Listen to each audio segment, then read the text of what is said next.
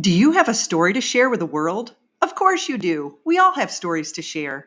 An Anchor podcast allows you to share your interests in a way that connects to others all across the globe. If you have been considering starting your own podcast and don't know where to begin, Anchor makes it easy to record, edit, and publish with the click of a button. You can even add music. Whether it's crime dramas, self-improvement, paranormal adventures, or tips about parenting, you too can share your unique imprint on the world. Download the Anchor app or go to anchor.fm to get started today. You've got this. I believe in you.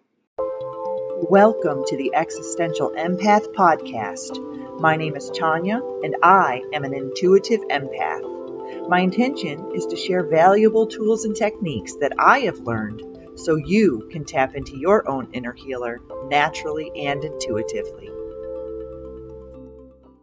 Welcome back, everyone. So today we are going to dive into some pretty serious topics. And I have a guest here with me today. I have Gloria Battini, and Gloria is a woman's relationship and fulfillment coach with Fearless Living.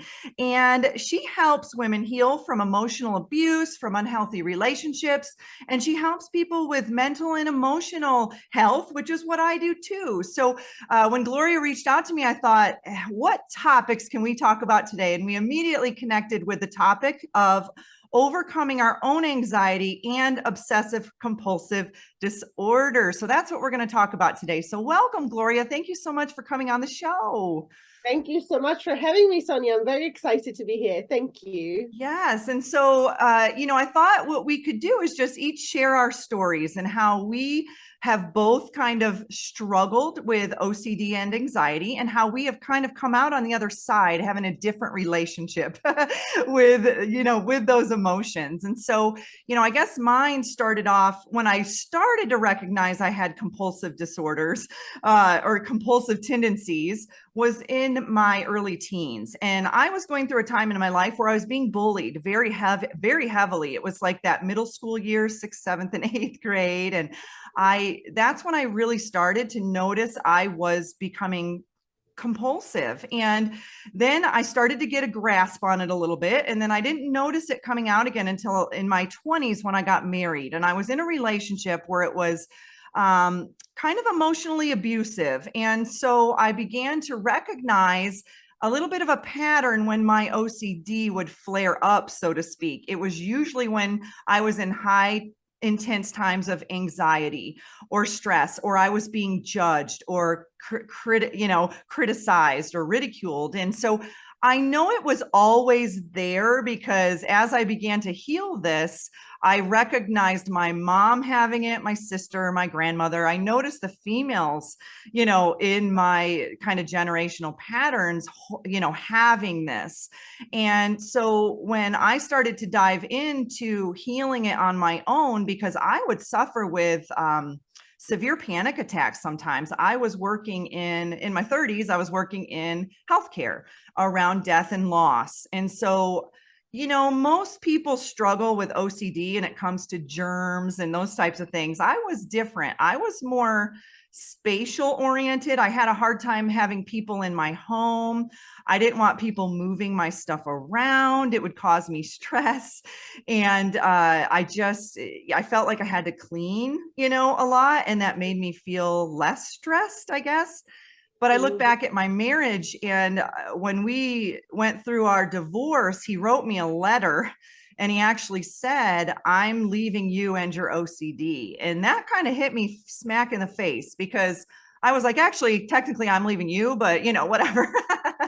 But at the time, it was kind of like, this relationship was really exacerbating my OCD because I felt out of control. I felt in fear. I felt high stress, so these were areas in my life that I was just recognizing kind of tower moments, so to speak, where my OCD would get really bad and then it would subside and I'd get better and then it would get really bad again. And it wasn't until I started to really do that inner child work and, I started learning EFT tapping and understanding I had loops. I was on loops and I had these thoughts, running. And that's when I really started to hit it head on.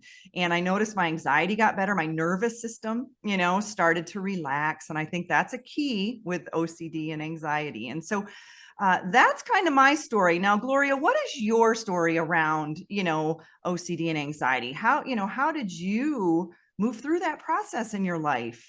Yeah, quite similar but different. So I, like you, was really bullied, but not in the high school years, but more in the childhood years.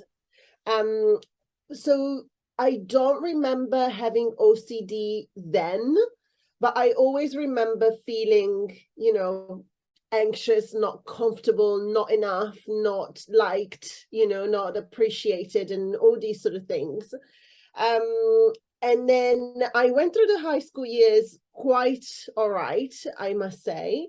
There was still some like deep insecurities, but it wasn't that bad. But then towards the end of high school, when I was around 18, I met the person who then ended up becoming my husband and now ex. And that's when I seriously developed it.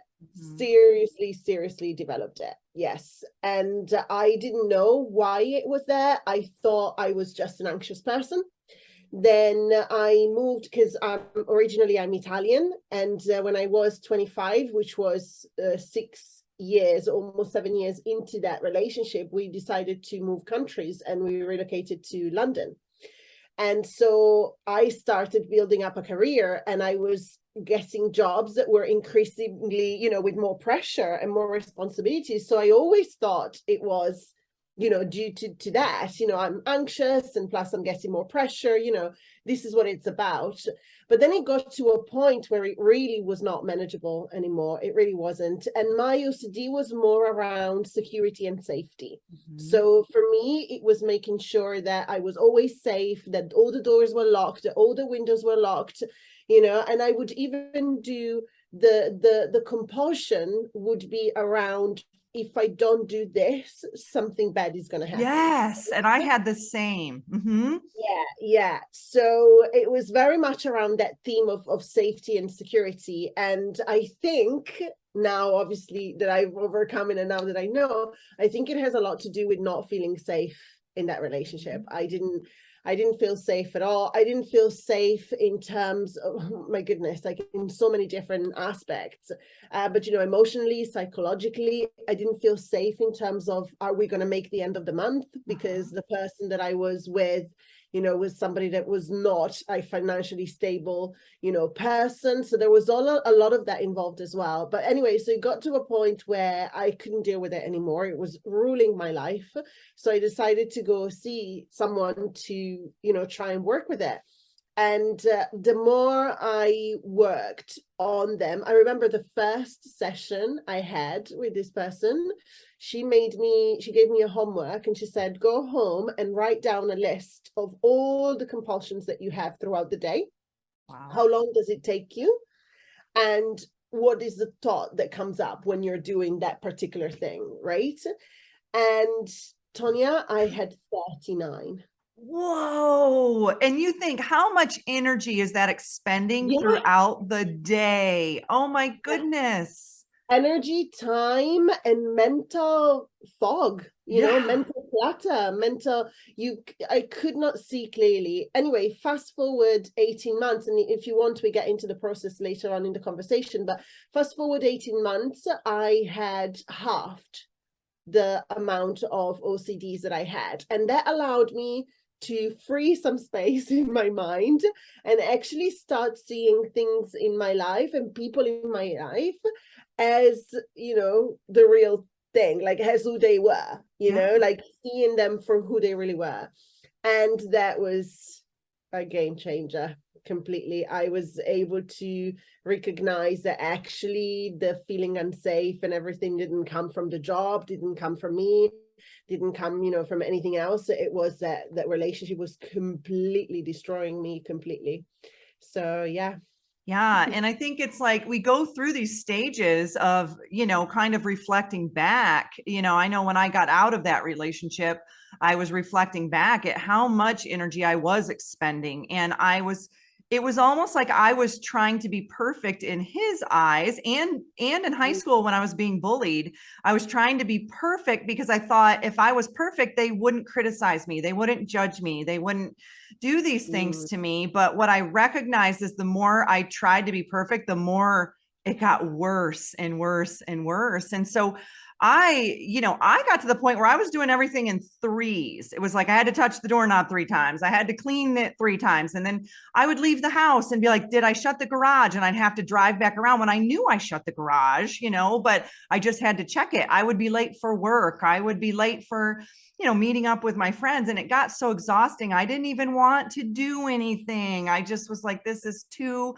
much work, but I didn't even recognize the patterns. It just was, that was a part of my life, at that time. And I thought it was normal until I looked back and started to heal. And it was like, oh my gosh, I have so much free time now because I'm not doing everything 3 times, Yeah, the extra sleep in the morning for me was a blessing. It used to take me literally like 45 minutes before I had done all of the compulsion and everything. I was literally like ready with my coat on, with my handbag, and it would take me like half an hour, 40 minutes to do everything I had to do around the house before I actually felt safe in leaving the house. Yeah. And when that was gone, I'm like, wow, I can sleep. I know, and that's so true. Oh, I remember that too. It was like I had to clean before I left. It was like, okay, if I'm clean, if everything's clean and then I'll feel more comfortable when I come home and I don't have to worry about it then. But then I would still do it when I got home. So it was like, and I think when I started to work on myself, it boiled down to some really deep inner child stuff about not feeling clean and, whether it be sexually or emotionally or whatever it was, I was playing this out in my physical reality through OCD. Yeah, absolutely. For me, was I think that everything in that relationship was so out of control that was the only thing that made me feel like I had some sort of control over myself and over my life, because emotionally, psychologically, financially as well, in a way, because I was at the time, I had quite when I started working on my OCD, I had quite a high position. I was still in my, events job and everything. And so I personally didn't have any problems financially, but I was married to a man that didn't make me feel like we were safe as a family, like, where are we going to go? Like, it's 2 of us in this relationship. It's not possible. So I felt really out of control and really unsafe in the whole, spectrum of thing, I think. Yeah.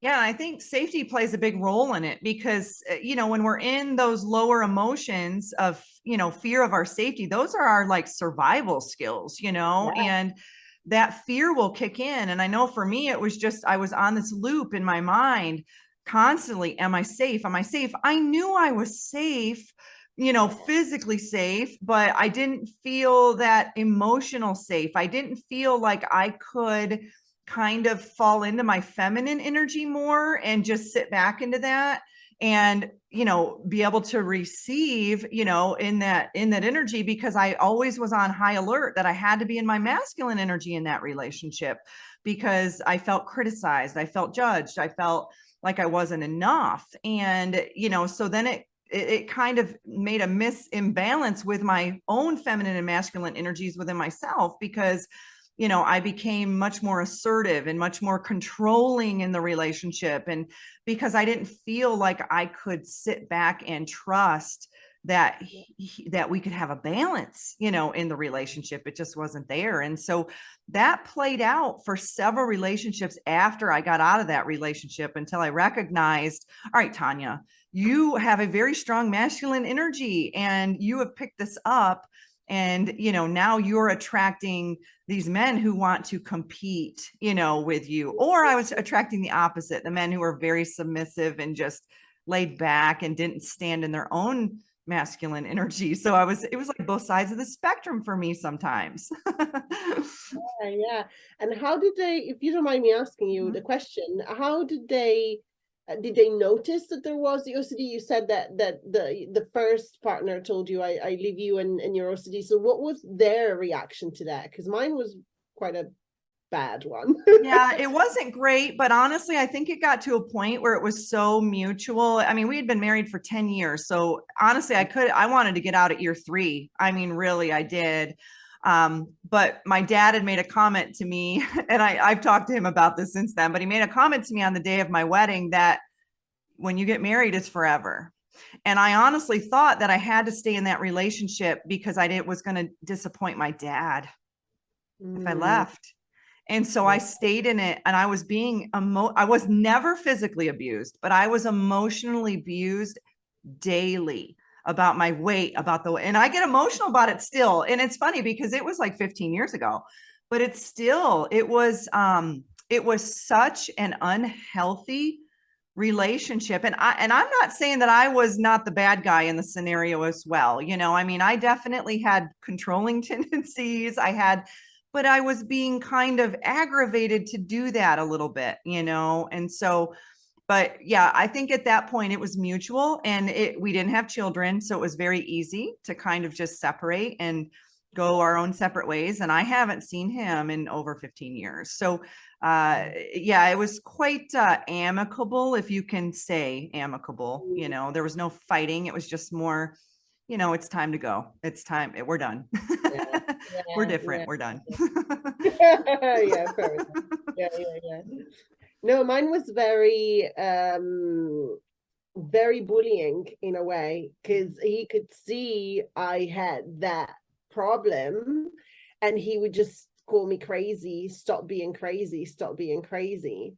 And I'll be like, I understand that this doesn't make sense to you, but I cannot stop it.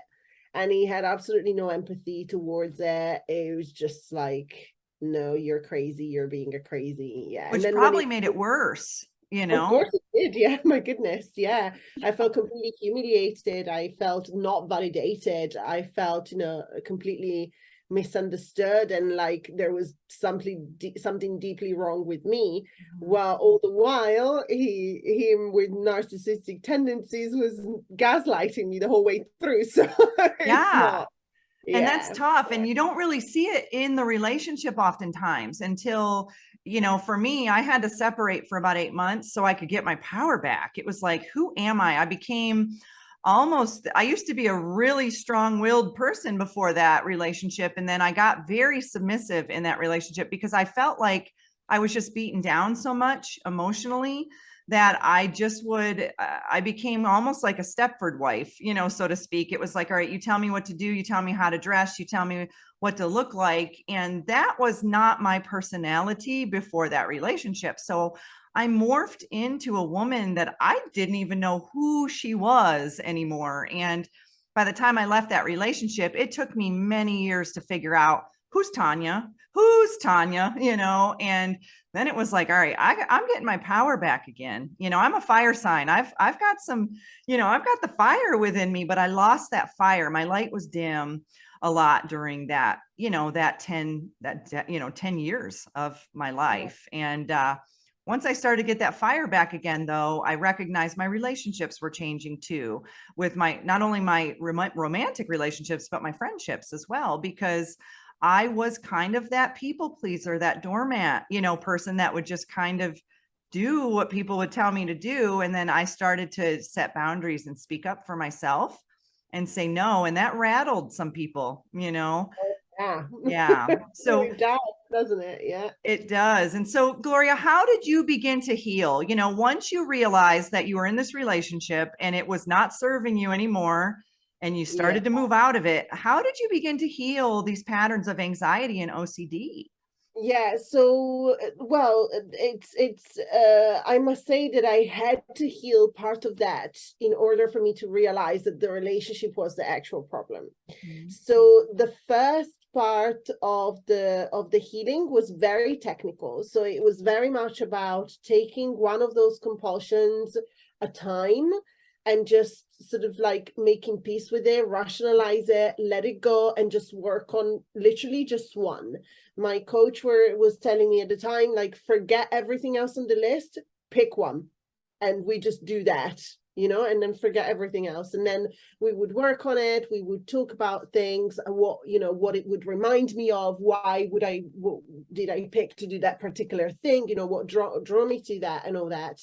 So we did work around one thing. And then when I was comfortable and I had let it go, and then we would choose another one and work on that. So it took about, lowering it down to about 20 from the 39 that I started with, for me to be able to actually recognize that there was something wrong with the relationship. And then after that, I sort of stayed around the same number for a while until I worked on myself on a different level. So I worked on myself physically. Because I felt I was really overweight. So I felt like I wanted to prioritize my physical self at the time. I was still working with the coach, still working on my anxiety, but that was more the priority. And then that gave me, again, more clarity, more confidence and all that. And until I got to the point where I was not seeing a reason to stay with this person anymore. You were healing. I just felt like we were on two different, paths completely. And I tried very, very hard. I'm not a quitter whatsoever. So I did try everything that I could possibly can to be able to save something there. But I received no, input from the other part. I even tried to get his family involved and be like, I need help. And I was completely ignored. Yeah. So I got to a point one day, I was just like, I'm done. Yeah. That's it. And I literally moved out of the house 2 weeks later. But here's the interesting bit. So I moved out of the house and I had found a studio flat, but it wasn't ready for about 3 weeks. So I had a temporary stay for about 3 weeks until I could move into that studio that was mine. Anyway, so I stayed temporarily somewhere in a room for 3 weeks. And then the day that I moved into that studio, I felt like that was my ritual to gain the power back, right? That was very much of a, sort of very significant moment. I even took a picture of the keys with the contract, with the listing on there. It was very much of a thing. And I kid you not, the moment I walked into that apartment and started that life, I was like, I'm done. Yeah. I'm so done. And 90% of the OCDs that I had left were completely done. Yeah, completely. And I think I needed, sometimes it is true that environment isn't everything, but if you move away, your problems are going to follow. Yes, it's true, but it can also make a huge amount of difference in terms of helping you build a different life. So you still have to work on yourself, but a change of environment, I truly believe that can do really great things. Yeah, I agree. And I think by you moving out on your own, you took your power back. And I did the same. I went and got myself an apartment. And I remember I moved out. I was the same. It was like, I'm done. And I was out in 2 weeks. It was very rapid, very fast. Yeah. And I remember laying there with all the boxes. The movers had just delivered everything. And I laid on the floor and I just thought, this is my new life. This is my new life. And so at first it was like a little bit of a shock because I'd been married for so long, but then I kind of after a few days, I was like, all right, I'm getting into the groove here. I'm doing good. And then by a week, I was ready. And this is when we were just separated. We weren't even divorced yet. This was a trial run. And I knew within a week I was done, with that relationship and I was ready to move on. And so, I think too, you talked about the weight, and that's a huge thing, because what happens on a subconscious level when we are in an abusive relationship or struggling with anything, bullying, whatever it may be, we literally put a protective layer around us, and that shows up in our physical life as weight, as a heaviness. So the moment I left that relationship, Gloria, I lost 30 pounds. I lost 30 pounds in that. And it wasn't because I was sad and depressed. It was because I was releasing all of that protective layer, that energetic layer I had created around myself that was presenting itself as physical weight. And that was one area he always criticized me about. So I know that that was an area that caused me a lot of distress. And so, but the moment I left that relationship, I couldn't believe it was melting off of me. And so, so yeah, and my OCD got so much better, and I felt my nervous system was more relaxed. I wouldn't feel as anxious.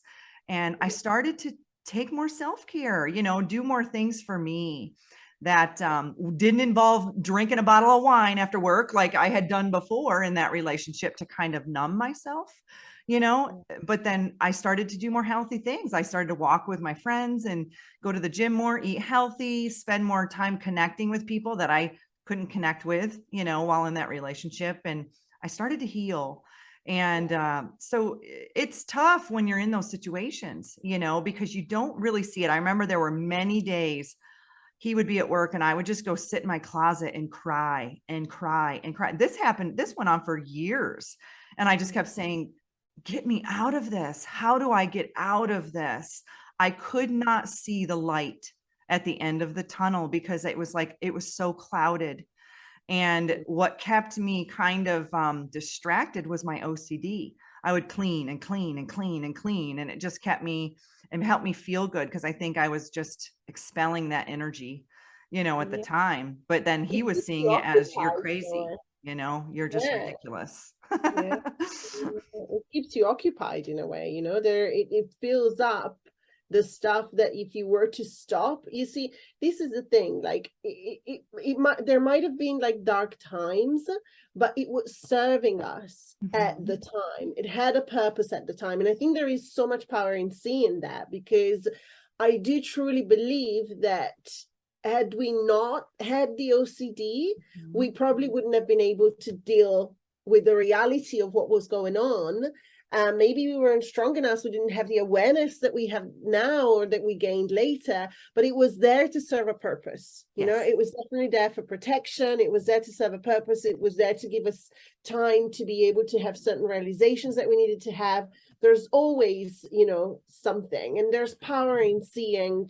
There are so many, I've come across so many people that are deeply hurt and disappointed, but they're from their experience, but there is so much that you can let go of when you find the meaning, when you Absolutely. find that there is so much more, calm, more I don't know, serenity in a way, that you can find with yourself when you choose to look at it with meaning. Exactly. And had I had the tools back then that I have now to consciously say to myself, Yeah. Tanya, what lesson are you learning in all of this? I would have approached things differently, and I probably would have had a different relationship, because I can't blame everything on him, because I was also in this fight, flight, or freeze response, in my body. And so, and he, had a lot of inner child wounds as well. And so it's like, we just kind of came together in a nice little hodgepodge of a relationship that wasn't it just didn't align, but I look back at that relationship and I grew a much closer connection to my higher self, to God, to source, energy, whatever you want to call it, because I had to trust. I had to sit back and just build that up again. And I found myself, I found my power. I knew what it felt like to lose my power, and I don't want that to happen again. And I found my power again, and I got it back. And so now it's like, I see those red flags, in my, if I meet someone or whatnot, and it's like, no, I'm not there anymore. I'm not that girl, anymore. So I think we learn and grow through our relationships, and every single one of them is a lesson. Yeah, 100%. Absolutely. Yeah. So, so what advice can you give to, whether it's a woman or a man, because I've actually had clients where they're men and they're actually being abused in the relationship. So I feel like it doesn't just have to be women. So what advice can you give to someone who, if they are going through this, how can they get their power back? Yeah, absolutely. So if you're going through if you're struggling with OCD at the moment, or it could just be generalized anxiety as well, because we have to throw that into the mix for sure. Know that there are different levels of it. That there's anxiety is actually a normal function of the brain. And if it wasn't there, we would be in danger the majority of the time. So it's actually a good thing that anxiety is there, because it's designed to protect us. But if it's got to a point where you're actually struggling with your daily life, then it's the moment maybe to do something about it and to ask for help. Definitely working with somebody that can help you things, it's quite a long process, and doing it on your own, yes, it can work, but I feel that having support, it's definitely the top thing to do. Working with somebody that knows what those things are, knows how to approach them, and has systems and has things that they can offer you to heal them, or to heal yourself and gain your power back, then definitely yes. But also, I think, be curious, be curious about yourself. Try to ask yourself the question. I can tell from your story as well, Tanya, that so many things we took for granted. We just thought that it was normal that way, right? Yes. We just assumed, I just thought, for example, in my case, I just thought, marriage isn't easy. This was my conditioning, marriage isn't easy. So, there's nothing I can do about it. This is just life. I would say be curious and question the reality that you're living. What if it wasn't normal? What if what you think you're experiencing, what you think that it's normal right now, what if it wasn't? And what can you see that comes up from that question? What if it wasn't? What if this, struggle, what if life is not meant to actually be a struggle? There's hardship in life, 100%. There can be hardship, but you can go through hardship in life without struggling. Yes. And there's a huge difference. So question it, be curious about it. What is it telling you about your experience? Be curious about your OCDs as well. Like, when are you doing them? What's the questions? What's the thoughts that arise when you're having a compulsion? What's the underlying thing that's there? And that will definitely tell you more about why you're probably experiencing it and what's causing you to experience it, I think. Absolutely. I think that's excellent advice, and also looking at when do you notice peak times when your OCD is worse? What's going on in your life? What situations are you high anxiety? And question your belief systems. For me, I grew up in a family that worry is the number one word. Everybody, I'll worry about you. I worry about you. I worry about you. So I grew up thinking worry was normal. Like, I just had to worry about every single thing in my life. And worry creates things that aren't always in existence. It's like we're worrying about something that may not even happen. And that creates anxiety, and that triggers our nervous system to just fight, flight, or freeze response, and so I had to kind of go back and observe my upbringing and my family and the dynamics of, what were their belief systems that maybe they passed on to me that maybe I don't agree with, or that could be causing me this OCD. And so, the kind of the way I look at it is, when I'm doing the EFT tapping with people, it's like, most people will play a record on a record player and it will start to skip. And most people will pick up the needle and move it and continue to play the record. But what I'm doing is I'm actually going in there and removing the record. It's like, we're getting rid of that. And I think when it comes to OCD, it's a constant record with a skip. It's like, okay, I'm feeling good. The song's playing. And then, oh, I'm skipping. I'm stuck in a loop. And then, okay. And then you move past it a little bit. And then, oh, now I'm stuck in a loop again. Or maybe I'm on a different pattern of OCD. And so it's recognizing it, like you said, recognizing each pattern and maybe journaling it or documenting it. Is there certain times of the day or certain times of the year, that these things start to come up? For me, it was usually around the first of the year, because at work I would get really busy, and then I would get anxious, and then I would get really OCD, and because we were doing a lot more work on once the holidays were over. So It's really looking at the patterns of, your life and your family where you learned, all of this. And I think that will really help people to at least be consciously aware, of their patterns. I totally agree, and I'm so glad that you mentioned that, actually, because one of the things that I help my clients with, for example, is the mother wound.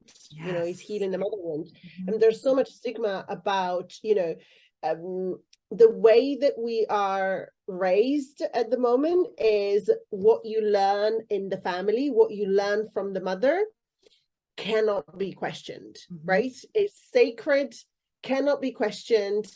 This is the way that you do life, right? Yeah. So unfortunately, that isn't. Especially in Italian culture. You look at Italian families and it's like, you have a recipe and this is how great grandma made it, and you don't mess up that recipe, but that can apply to your life too. Absolutely, 100%. And so what I always say is, like, our parents gave us this like menu of things, right? So they gave us a menu of different tools and different things that we can believe in our life. But that was based on their experience at their time, with their parents, with their own, with whatever they thought worked for them. So I dare you, I challenge you to take that menu and actually just look through it and see, like, question yourself, see, like, does this thing on the menu actually work for me? Or am I just doing it because it was just, they taught me that this was the way, but maybe it's not really working for me. So if it's not working for me, can I find a better way for myself, right? Because there's so much that we just automatically take on that actually isn't really supposed to be there. So I think that the questioning the belief, the questioning the parents and the tradition, in a way, I think it's a very good practice as well to see what actually serves you and what doesn't, because you're supposed to do life your way, and you're supposed to discover it, not be a stamp of programmed your mom. Exactly. You're supposed to discover it. So definitely do look at that. And then, like you were saying, observing the patterns, I would say that, be the subject of your own research, be your own subject, just experiment on yourself, see what works, be curious, definitely. Yeah, and be more aware of it. If you notice yourself getting triggered, sit back and just take a few deep breaths and observe the situation versus, reacting to it. And I think, for me, that was huge in itself. It's like, okay, I had this interaction with someone and I feel a little triggered.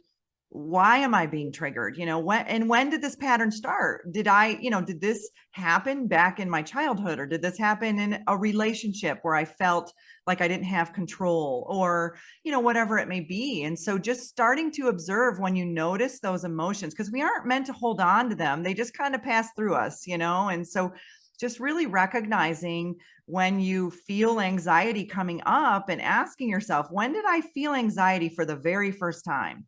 What was that? Maybe you picked it up, when you were a child, you watched your parents be anxious all the time. Maybe they were nervous Nellies and they were just running around all stressed out, and so you thought as a child that that's how I'm supposed to be. And I talk a lot about empaths and how we're highly empathic, and many of us will pick up on energies of others. And so, did you pick up that energy of anxiety from a parent? I know my parents had me really young, and my gosh, they were like 22 years old. I'm sure they had anxiety when they had me, so I'm sure I picked that up, just seeing them as young adults raising a child. And I always joke, because my sister, it's just the two of us, but she's younger than me, and they were so much more relaxed with her than they were with me, so it's just, looking at those dynamics and just having a little bit more empathy or even appreciation for our parents did the best that they could, given what they had, at the time. And absolutely. And it's our responsibility now to change and to fix that within ourselves. We can't expect to change them, but we can change ourselves. We have that choice each and every day. I was just about to say that about responsibility. It's not your fault. They did their best. So it's not your fault, but it's your responsibility 100%. Nobody else. Absolutely. Yeah. It's definitely, yeah. So, Gloria, this was a wonderful conversation. I appreciate you coming on. And so, if people want to reach out to you and they want to book a session with you or they want to learn more, where do they need to go? How can they find you? Yeah, absolutely, absolutely. So you can go on my website, which is gloriabattini.com. But if you are on Instagram, I love hanging out there. So you can find me at Fearless Living with 2 kisses at the end. So Fearless Living XX. And I have loads of videos, loads of content there for you. And I am actually quite chatty. So if you want to reach out and just ask a couple of questions or things that you're curious about, just please feel free to just send me a message. Honestly, like I actually like having conversations in general. So feel free to do so and reach out. No worries at all. There's no like obligation involved. Even if you just want to be like, oh, but what about this? I'm experiencing this and that. Please, yeah, I'd be happy to chat. Yes. That's great. So do you offer one-on-one sessions, and what do you offer for people? Yeah, so I offer one-on-one sessions. I work with people for 3, 6, or 12 months on a one-to-one basis. I also have a program that I co-coach in, which is specifically about the mother wound, which is that's what I was mentioning earlier. And then I have a very creative way of working for the clients that are open to it. I work personally for myself. I work a lot with astrology and with the energy of the moon. And so when I start with a new client, I always ask, are you open to these sort of things or not? And if they say yes, then we do a full birth chart reading for them, which helps them, knowing themselves even more, at that energetic level. And then I also can teach them about working and attuning to the energy of the moon as well. But obviously only if people are open to it. It's something that I truly love and I found really beneficial on my own healing journey. So I always ask the question. We don't have to, but if you want to, I'm open to offer that as well. And the majority of the time, they're very open to it. And they're like, yeah, let's try, let's see. So yes, so I do a lot of this different things. That's awesome. Yeah. I think everyone needs their birth chart read. I think that's really important to have that understanding of, that information. I didn't really tune into that until my 30s, but once I had that read, I'm like, wow, like that explains a lot of things, and why I've kind of gone through life, and it kind of helps you on how to approach things in the future too. So I appreciate you coming on, Gloria. I really appreciate you being vulnerable and sharing your story. I know this isn't always something to talk about when you are in abusive relationships, or we struggle with anxiety or depression or OCD, whatever it may be. But I'm really hoping that this video provides value to people out there who may be really struggling. And for those of you out there that feel like you're having a hard time with this, reach out to Gloria, reach out to myself. This is, we've been there. We understand, what you've been through. And so thank you so much, Gloria, for coming on. Thank you. Thank you so much for having me. I truly, really do appreciate it. And absolutely, if you're out there and struggling, reach out, because you are 100% not alone. Like, you're really not alone. And I know it can feel very isolating and very lonely, because like Tonya said, we have been there, but you're truly not alone. And there's so much to discover. 100%. Yes. Absolutely. Thank you, Gloria. Thank you. You deserve to navigate your life as an empath in alignment with health, happiness, and abundance. To learn more about the services that I provide, including Beyond Quantum Healing Hypnosis, EFT tapping, and the Emotion Code, visit my website at www.thesoulcafe.org.